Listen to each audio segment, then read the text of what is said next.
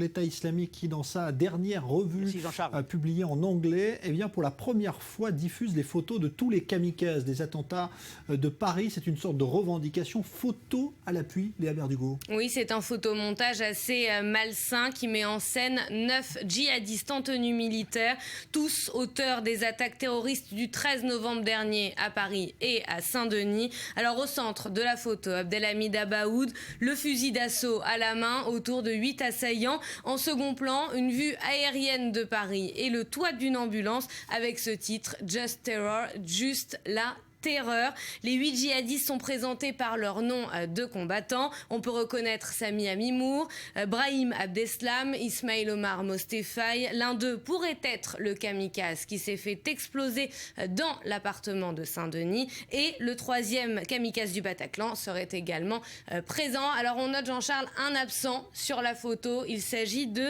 Salah Abdeslam, le complice en fuite des attentats de Paris. Peut-être parce qu'il n'est pas mort comme les autres au cours du mois de novembre. Alors il y a une nouvelle information que pourrait contenir justement cette photo.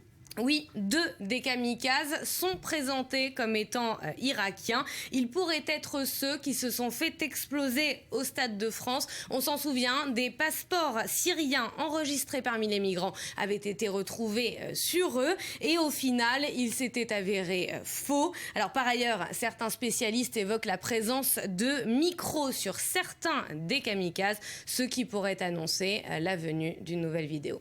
Merci Léa Berdugo. On rappelle justement que concernant ces attentats du 13 novembre, eh bien, une plainte a été déposée par l'une des complices d'Abaoud, celle qui se trouvait dans l'appartement de Saint-Denis qui avait été ciblée par les policiers juste après les attaques du 13 novembre.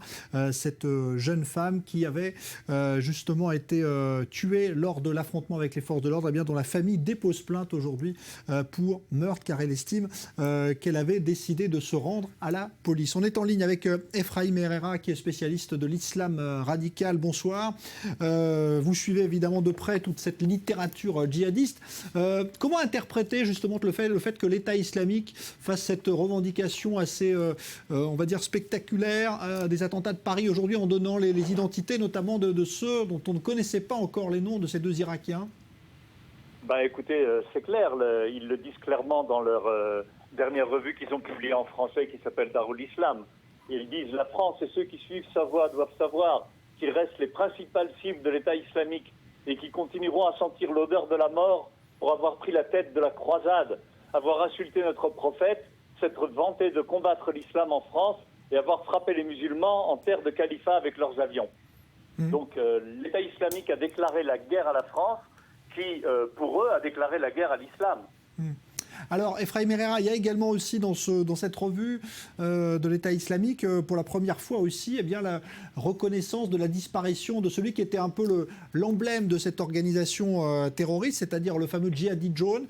L'État islamique reconnaît qu'il a bien été éliminé lors d'une frappe. Oui, ils n'ont jamais de problème à reconnaître leur mort. Pour eux, leur mort, c'est une fierté. Dans une de leurs revues en anglais, ils ont montré la photo du corps d'un de leurs shahids, de leurs shuhada, de leurs martyrs, en disant « Voilà, il a réussi à atteindre le martyr ». Donc mourir pour l'islam, c'est le but de tout musulman orthodoxe qui suit la voie de l'État islamique. Ils n'ont pas de problème à reconnaître leur mort, mais il y aura toujours un remplaçant. Au contraire, c'est ce qui va fomenter, qui va nourrir justement ce combat. Ouais. Dernière question, Efraïm Herrera. Aujourd'hui, l'État islamique semble en difficulté, en repli. Il a également diminué le salaire de ses combattants. C'est un vrai signe, le premier signe de faiblesse de cette organisation? Je ne crois pas, parce que n'oubliez pas qu'il subit actuellement les bombardements d'une coalition qui comprend les pays les plus puissants du monde. Ils n'ont perdu que moins de 15% de leur territoire en Syrie. Ils continuent à attaquer en Libye. Ils continuent à attaquer en Afrique, ils prennent des territoires un peu partout, ils sont encore très très très dynamiques.